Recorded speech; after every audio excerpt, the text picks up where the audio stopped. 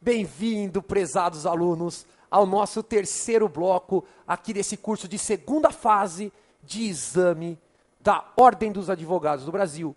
Nosso tema é Direito Penal.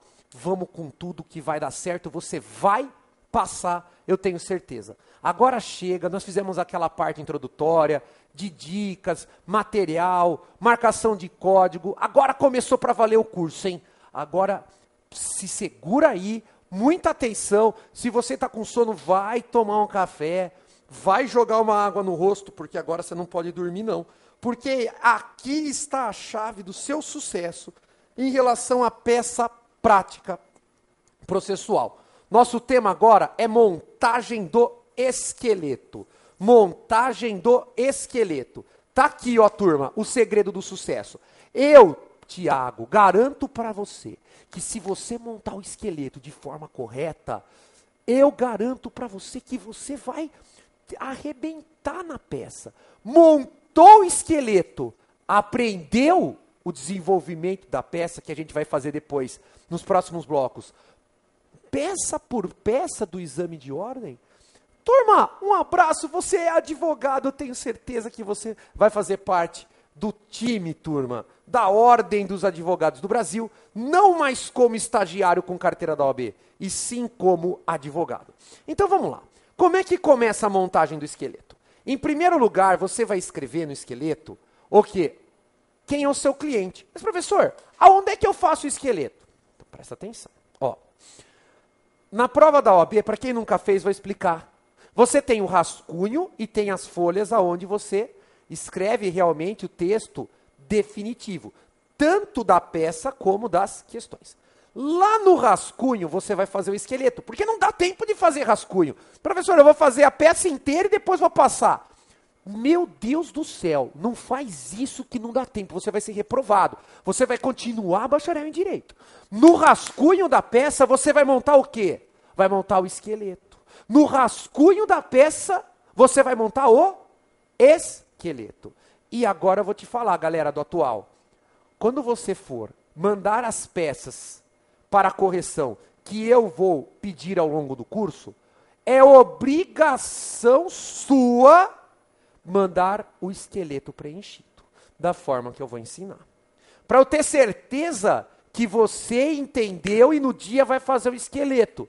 Porque aluno que não faz o esqueleto tem muita chance de ser o quê? Reprovado. Então vai ser obrigação sua mandar junto com a peça o esqueleto. Combinado, turma? Tranquilo? Vamos lá? Vamos então com tudo. Vamos arrebentar. Ó, primeiro então, voltando. Número 1 do seu esqueleto. Você vai escrever quem é o seu cliente. Por exemplo, vamos imaginar que a prova fala que o Tiago matou o Ricardo e você foi contratado como advogado do Tiago. Então você vai escrever cliente, Tiago, tracinho. Eu sou o réu ou sou a vítima? Eu sou o réu. Então você vai escrever, por exemplo, Tiago, tracinho, réu. Beleza?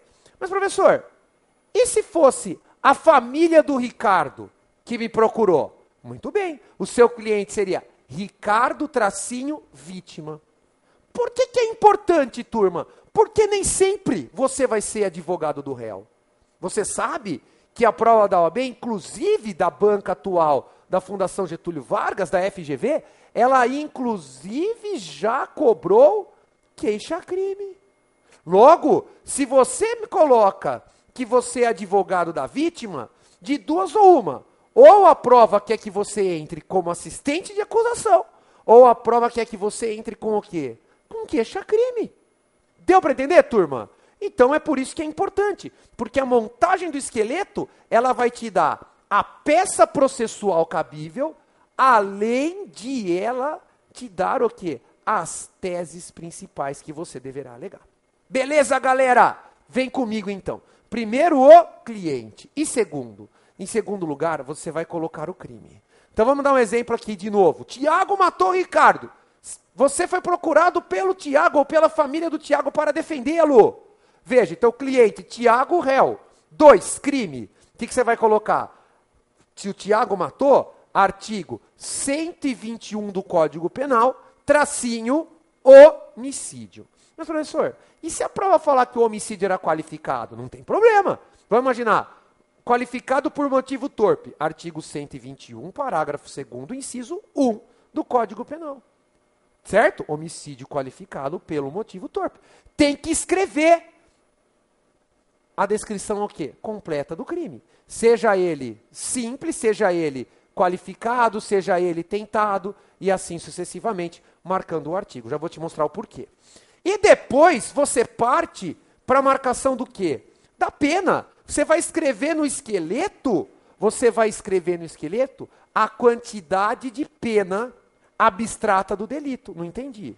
Então vamos imaginar que seja um homicídio simples. Então você vai escrever pena, tracinho, reclusão de 6 a 20 anos. Reclusão de 6 a 20 anos. Por quê, turma? O crime e a pena, eles te dão muitas outras informações que você vai depois desenvolvendo teses em cima do crime e da pena. Você quer ver? Veja, o crime e a pena vão te mostrar qual é o procedimento. Ou seja, como o réu deverá ser processado por aquele delito. O crime e a pena vão te dar a competência. O crime e a pena vão te dar também, por exemplo, em eventual peça de memoriais ou de apelação, o regime inicial de cumprimento de pena. Então é por isso que você monta o esqueleto. Porque conforme você vai montando o esqueleto, eu vou te mostrar durante o curso, que esses dados que você vai escrevendo vão te dando o quê? Detalhes importantes no desenvolvimento da peça e detalhes importantes, inclusive, para que você encontre teses de defesa. Tá bom, turma? E agora vamos no 4 do nosso esqueleto, que é o rito, ou seja, o procedimento. Aí eu vou abrir a lousa branca. Por que eu vou abrir a lousa branca? Porque eu paro um pouquinho do esqueleto e vou te explicar agora procedimento, um pouquinho de direito processual penal. Beleza? Vem comigo. Vem comigo, turma, que você não vai se dar mal não, te garanto. Ó. Quando a gente fala de procedimento, o procedimento, ele pode ser comum, o procedimento pode ser comum ou ele pode ser especial. Quando eu falo de procedimento, o procedimento pode ser comum ou especial. O procedimento pode ser comum ou especial. Perfeito, turma? O que é o procedimento, professor? Procedimento é aquela sequência ordenada de atos que tem como finalidade a obtenção de uma tutela jurisdicional. Procedimento, portanto, é aquela sequência ordenada de atos que tem como finalidade a obtenção de uma tutela jurisdicional. Então aprende isso para a sua vida, não só para a prova da OAB. Quando você falar de procedimento, em primeiro lugar eu vou ver se aquele crime é processado por rito especial. Se ele não for processado por rito especial, ele vai ser processado pelo rito comum. Entendeu? Então vamos lá. Vamos começar pelos ritos especiais. Na ordem de importância. Você vai decorar assim. Você vai procurar na prova da forma que eu vou te ensinar a partir de agora. Se você agir da forma que eu estou te mostrando, acabou, turma. Tamo junto aonde? Na posse. Na sua posse como advogado. Então venha comigo. Rito especial. O primeiro rito especial possível que você vai procurar é o rito especial do júri. É o rito especial do júri. Quando que o crime vai a júri popular? O crime vai a júri popular quando ele for doloso contra a vida ou conexo aos crimes dolosos contra a vida. Então, os crimes vão a júri popular quando ele é doloso contra a vida ou conexo aos crimes dolosos contra a vida. Quais são os crimes dolosos contra a vida do Código Penal? Simples. são aqueles que estão no artigo 121 a 128 do Código Penal. Ou seja, homicídio doloso, instigação, induzimento ou participação no suicídio, o infanticídio e o aborto.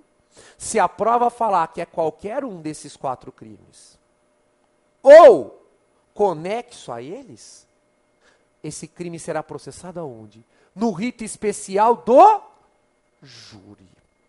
Beleza, turma? Segundo rito que você vai procurar é o rito especial do GCRIM, ou seja, da Lei 9.099 de 95. GCRIM, Lei 9.099 de 95. Rito especial, portanto, do GCRIM. Quando que os crimes irão ao juizado especial criminal? Ou seja, quando que o réu será processado perante o juizado especial criminal? Quando a pena, atenção, pena máxima, igual ou inferior a 2 anos. Igual ou inferior a 2 anos. Ou se forem contravenções penais. Então, se a pena máxima do crime for igual ou inferior, menor do que 2 anos, GCRIM. E também as contravenções penais. Também são processadas no GCRIM. O terceiro rito que você vai procurar é o rito da lei de drogas, que é a lei, você já sabe das aulas anteriores, 11.343 de 2006.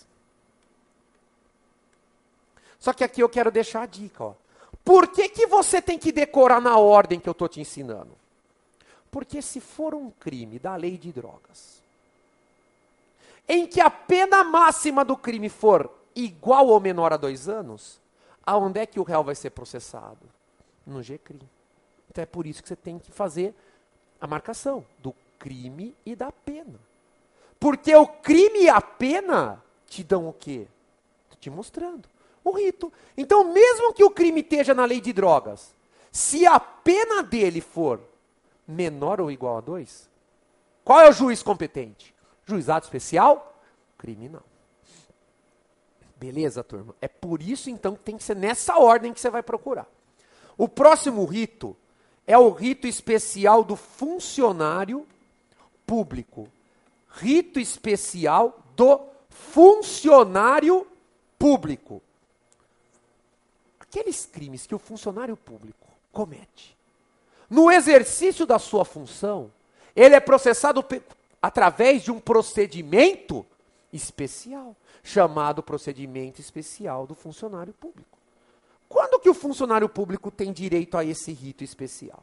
Quando ele pratica os crimes dos artigos 312 a 326 do Código Penal. Por exemplo, o peculato está aqui. Está aqui o excesso de exação. E assim sucessivamente. Tá? A concussão. E assim sucessivamente. Então, se você marcou lá que o crime é dos artigos 312 a 326 do Código Penal, que é aquele praticado por funcionário público no exercício de sua função, ele vai ser processado através do rito quê? Especial de funcionário público. Porém, cuidado! Por que você decora nessa ordem? Porque se a pena máxima do crime for igual ou inferior a 2 anos, como a prevaricação, ele vai ser processado perante o GCRIM. De novo, por que você decora nessa ordem? Porque se a pena for menor ou igual a 2 anos, mesmo sendo funcionário público, qual onde que vai ser processado o crime? No juizado especial criminal. E o último rito especial importante é o rito dos crimes contra a honra. Crimes contra a honra. Tá? Então, os crimes contra a honra, por exemplo, calúnia, difamação, a injúria, que eu vou dar uma aula disso no momento oportuno, fica tranquilo aí em casa. E se eu tiver muito rápido, para, volta, quantas vezes você quiser. Beleza?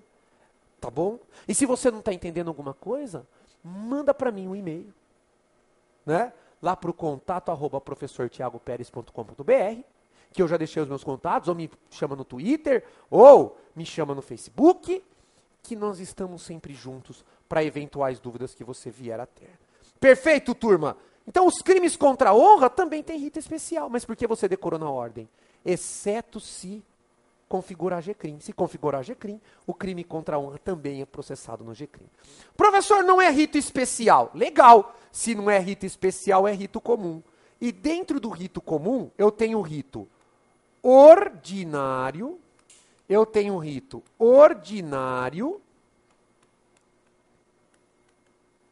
e tenho também o rito sumário. E aqui vem a indagação. Quando que o rito é ordinário e quando que o rito é sumário? O rito é ordinário quando ele não é especial. Como é que é, professor? Se ele não é especial, ele é o quê? Ordinário. Né? Desculpa, se ele não é especial, ele é comum. Vamos de novo, para você não ficar com dúvida que eu me equivoquei aqui. Então eu estou corrigindo. Ó. Se o rito não é comum, o que ele é? Se o rito não é especial, Tiago, acorda. Se o rito não é especial, ele é o quê? Comum. Se o rito não é especial, o que ele é? Comum. E ele é comum o quê? Ordinário ou sumário? Então, quando que é rito ordinário, galera? O rito é ordinário, comum ordinário, quando ele não é especial. E se ele não é especial, para ele ser ordinário, a pena máxima dele, atenção, pena máxima, tem que ser maior ou igual a 4 anos. Então, de novo, olha a importância de você escrever o crime e a pena. Porque olha o roubo. O roubo é rito especial? Não. Então ele é comum. Mas ele é comum ordinário ou sumário? A pena máxima do roubo não é 10 anos? Então, se ele é maior ou igual a 4, a pena máxima, então é rito comum ordinário. Tá bom? E o rito sumário? Rito sumário é aquele que não é especial e a pena máxima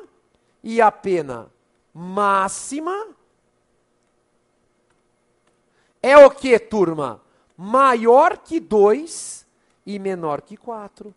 E a pena máxima é maior que 2 e menor que 4. Por quê, professor? Se for igual a 2, é GCRIM. E se for igual a 4, é ordinário. Ó. É por isso que, para ser sumário, a pena máxima tem que ser maior que 2 e menor que 4. Porque se for igual a 2, GCRIM.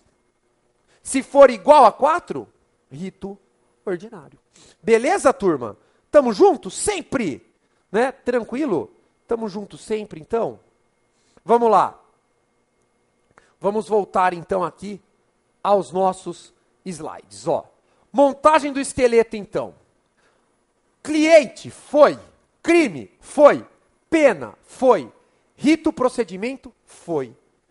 Quinto do esqueleto é a ação penal. Bom, vamos falar rapidinho. A ação penal, ela pode ser pública ou ela pode ser privada. Em um momento oportuno também do curso, eu vou aprofundar na ação penal. Vou te falar o que é ação penal pública, o que é ação penal privada. Vou falar até dos princípios delas, características. Bom, mas a grosso modo, a ação penal pública é aquela que a legitimidade ativa é de quem? Do Ministério Público. E ela pode ser pública incondicionada ou pública condicionada. A pública condicionada, ela abre em duas. Condicionada à representação da vítima e condicionada à requisição do ministro da Justiça. E a ação penal privada? É aquela que a legitimidade ativa é do particular, geralmente de quem, turma? Da vítima, tá? Da vítima, do particular. E a ação penal privada, ela se subdivide em ação penal privada propriamente dita, ou exclusivamente privada, ação penal privada personalíssima e ação penal privada subsidiária da pública, que no momento oportuno, né, na aula lá de queixa-crime, eu também vou te explicar com profundidade. Mas olha a importância do esqueleto. No momento em que você escreveu no seu esqueleto o crime, e no momento em que você escreveu no seu esqueleto a pena, você além de achar o rito, o procedimento, você achou a ação penal. Por quê? Aonde está escrito qual é a espécie de ação penal? É no Código de Processo Penal ou é no Código Penal? É no Código Penal. Professor, eu fiquei procurando ação penal no CPP. Perdeu, meu irmão. Não. A espécie da ação penal está lá no Código Penal, no próprio crime. Então você quer ver? Vou te ensinar. Abre o seu código no artigo 121, que é o crime de homicídio. Lê ele inteiro. O que fala sobre ação penal? Nada. E se não fala nada, a ação penal é pública e incondicionada. Se não fala nada, a ação penal é pública e incondicionada. Porque é a regra. Na omissão do Código Penal, a ação é pública e incondicionada. Beleza? Foi. Tranquilo. Agora, se tiver lá escrito, esse crime será processado mediante representação, abre o 147, a ameaça. Parágrafo único. Esse crime será processado mediante representação. Ação penal pública condicionada à representação da vítima. Vai lá nos crimes contra a honra. Além de olhar o crime, você tem que olhar se tem disposições gerais daquele capítulo. E lá os crimes contra a honra tem, olha o que está escrito no 145. Os crimes desse capítulo, qual capítulo? Crimes contra a honra serão processados mediante queixa, ou seja, ação penal privada. Beleza? Então, quando você montou o esqueleto, ó, cliente foi, crime foi, pena foi, rito, procedimento, como que você acha ele? Pelo crime e pela pena. Ação penal, como que você acha, qual é a espécie de ação penal? Pelo crime, turma. Pelo crime, olha a importância de você decorar o esqueleto nessa ordem e entender o porquê você está fazendo isso. E se ligar. Por quê? Se a prova fala para você que a ação penal é condicionada à representação e que o Ministério Público não tinha a representação da vítima, que nada mais é que a sua autorização, você acabou de achar uma tese de defesa, tá bom? Tá vendo como é importante que você vai achar todas as teses que eu vou te ensinar? Acredite, você está no melhor curso preparatório para a segunda fase. Tá bom, turma? Próximo item do nosso espelho é a competência. Próximo item do nosso esqueleto, turma, é a competência. Bom, a competência, ela pode ser federal ou estadual. Competência federal ou estadual. Tá? Aonde que eu acho, professor, se o processo é de competência da Justiça Federal ou de competência da Justiça Estadual? Com um simples artigo. Artigo 109 da Constituição Federal. Então sempre você vai ter humildade, promete para mim que você vai ter humildade. E você, antes de fazer o endereçamento da peça, você vai abrir o artigo 109 da Constituição Federal e vai verificar se o caso que a prova está te contando não se adequa no 109. Porque se adequar no 109, a competência da Justiça o quê? Federal. Professor, não é competência da Justiça Federal. Tranquilo. Qual é a competência, então? Justiça estadual, que é residual. Se não é federal, é estadual. Mas então sempre eu vou olhar primeiro se é da federal. Se for federal, vamos endereçar para o juiz federal. Não é federal, vamos endereçar para o juiz estadual. Perfeito, galera? Fase processual. Aqui eu volto na lousa branca. Então vou te ensinar uma coisa, ó. Sobre a fase processual.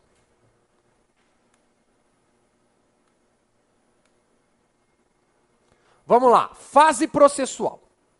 O processo penal, como regra, você pode entender que ele tem 4 fases processuais. Quais são as fases processuais existentes? Vamos lá, então. A primeira fase é a chamada de, o quê, turma? Inquérito policial, né? Ou fase inquisitiva. Fase de inquérito policial ou fase inquisitiva.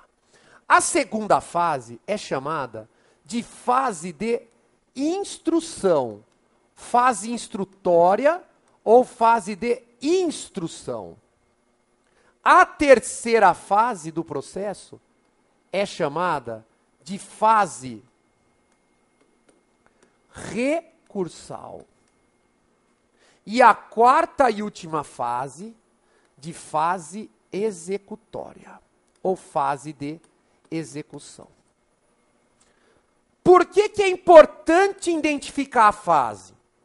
Porque a partir do próximo bloco, toda aula, eu vou fazer o que eu chamo de linha de tempo do processo, que é o que você está vendo aqui na lousa. Isso aqui é a linha do tempo do processo. E se você identificou a fase, você delimita as peças cabíveis. Se você identificar qual é a fase que o processo se encontra, não tem como não achar a peça, porque o seu código está marcado, e eu vou te falar, nessa fase só cabem essa e essa peça. Na outra fase só cabe essa e aquela peça. Toda aula eu vou fazer, eu vou treinar isso com você. Toda peça que eu fizer, eu refaço a linha inteira a título de revisão, porque vai chegar no último bloco, você vai ser um grande fera no assunto, você vai ser mestre no assunto e vai arrebentar na prova da OAB. Então veja só, a fase de inquérito, como regra, ela começa aonde? A fase de inquérito começa com a prática do crime. Então a fase aqui de inquérito começa com a prática do crime. E ela se encerra quando, turma? Quando que começa a fase de instrução e termina a fase de inquérito? Quando o juiz recebe a denúncia. Então, se a prova falar que o juiz não é o promotor, é o juiz, recebeu a denúncia. Acabou a fase de inquérito, o que você coloca no esqueleto? Fase de instrução. Mas, professor, até onde vai a fase de instrução? Até o momento que o juiz profere o quê? Sentença. Se o problema falar para você que o juiz sentenciou, não é mais fase de instrução.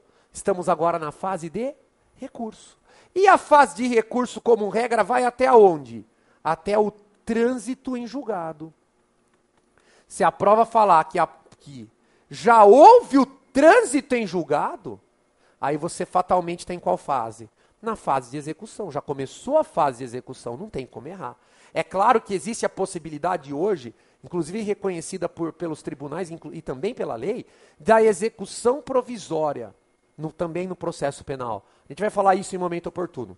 Mas como regra, decorar que a fase executória começa depois do trânsito em julgado para identificação de peça, não tem muita, né, como é que eu vou te dizer? Perigo não, tá? É bem confiável você decorar assim.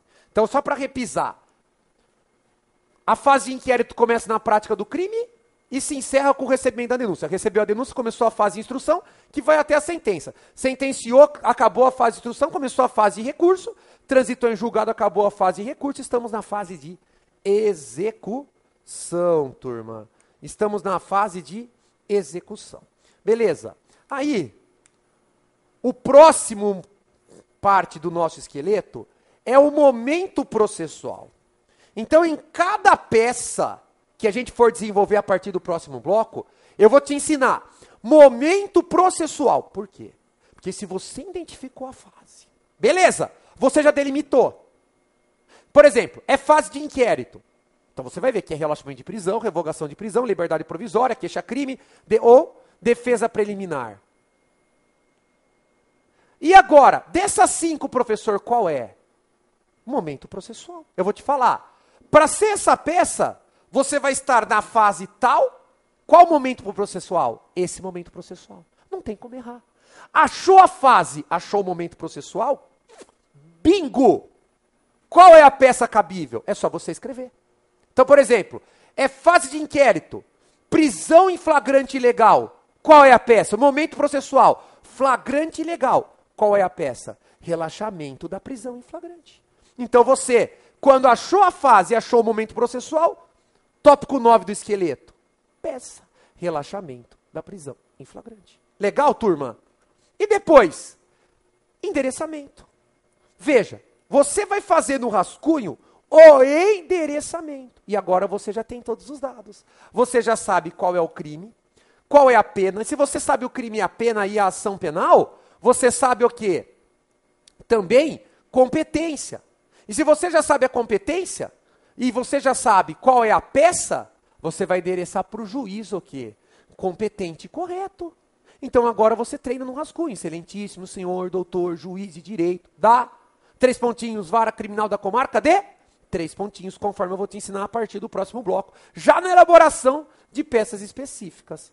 Tá bom, turma? E depois, ainda no rascunho, você começa já a escrever o quê? As teses principais. Ainda no rascunho, você começa a colocar as teses principais. Quais são as teses? Você vai começar a topicar. Então, nessa peça aqui, eu vi que a prisão é ilegal, eu vi que ocorreu esse problema formal, para depois você, conforme eu vou te ensinar ao longo do curso, desenvolver parágrafo por parágrafo em relação à sua tese. E, derradeiramente, você ainda vai deixar no rascunho os pedidos.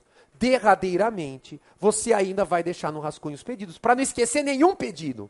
Porque a prova da OAB hoje, não adianta fazer um pedido só de absolvição, condenação, relaxamento. Você vai ver que a maioria das peças tem pedidos subsidiários.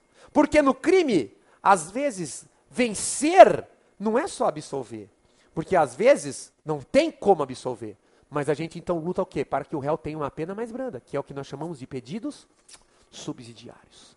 Turma, terminamos então esse bloco agora com a montagem do esqueleto. E agora você sim está pronto para finalmente, no quarto bloco, adentrarmos nas peças processuais em espécie. Adentrarmos nas peças processuais em espécie. Eu deixo aqui o meu muito obrigado pela sua confiança, né? Meu grande, né, respeito por você e carinho por você também. Acredite, conta sempre comigo, me manda a dúvida que eu estou aí para o que der e vier. Professor Tiago se despede, fica com Deus, até o próximo bloco.